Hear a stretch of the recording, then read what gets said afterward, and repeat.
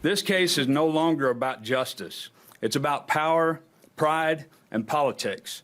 That's what it's become. It's no longer about the evidence in this case. It's literally about the DAs of Oklahoma wanting this guy dead.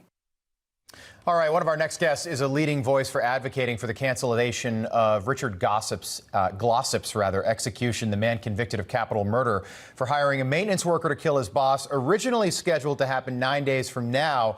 The Supreme Court is ordering a stay on lethal injection. Joining us now for more is Oklahoma State Representative Kevin McDugle and the former Speaker of the Oklahoma House of Representatives, T.W. Shannon. Representative McDugle, thank you for joining us. So Glossip was convicted based on the testimony of Justin Sneed. Now, recent documents, though, contradict the testimony of his mental health. Walk us through why you're calling for the cancellation of his execution.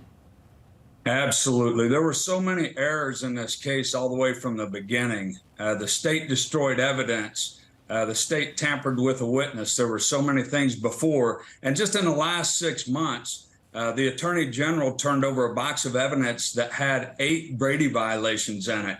Those Brady violations conclude that he was mentally not capable of making those kind of decisions. So when he pointed a finger at Richard Glossip, he had been on drugs. At the same time, they had him on mental health drugs. And so that was never disclosed to the defense at any point in time until the last 6 months. TW, Glossip's been close to execution several times now. In fact, he's had his last meal.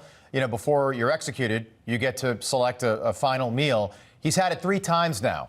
Take us through how you see this case, TW.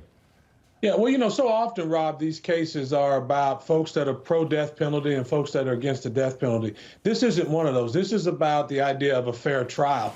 The best way to protect the death penalty, if you're an advocate for it, is to make sure that people are given a fair trial. And clearly, it's not even in dispute anymore whether or not this guy received a fair trial. And so I applaud the Attorney General for standing up. He took an independent review of the case, took time, and said, listen, this guy didn't get a fair shake. And I think for those of us who are about law and order, it starts with the fair trial. And also, when you look at this case, this guy's been through quite a bit. No one's advocating that he's an innocent guy by any stretch of the imagination, but certainly regardless of the criminal history, regardless of the background of the accuser, or the accused rather, certainly they have to be given a fair trial. And I applaud the Attorney General for doing what's right. Representative McDugle, who's a friend of mine as well, he's been an advocate for making sure that people get a fair shake. And under the rule of law in America, that is required under our Constitution. Yeah, great point, TW. Representative McDugle. So it is all about having a fair trial. If the state agrees with the defense, this was an unconstitutional trial and conviction. Why is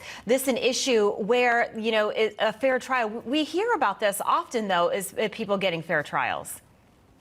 Absolutely, Allison. We've just got to make sure that we can send him back, let him get a fair trial. That way, we know for sure in Oklahoma that if we're putting someone to death, we have reached the highest bar because that standard should be met if we're going to put someone to death. And in Oklahoma, so far, we've had 120 on death row, and out of those, 10 of those were already exonerated for DNA evidence. So we've got some things that we need to fix on our death row process, our conviction process here in Oklahoma. There were 18 things that came out that we need to fix in a study here a few years ago, and we've just got to get those implemented into law.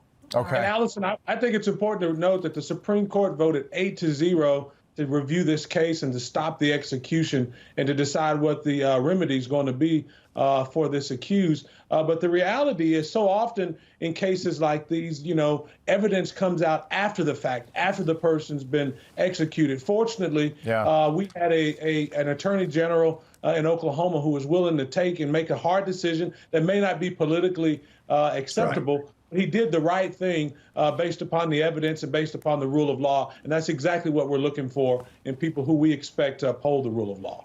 All right, T.W. Shannon, Representative Kevin McDugle, appreciate it. Thank you so much. Thank you.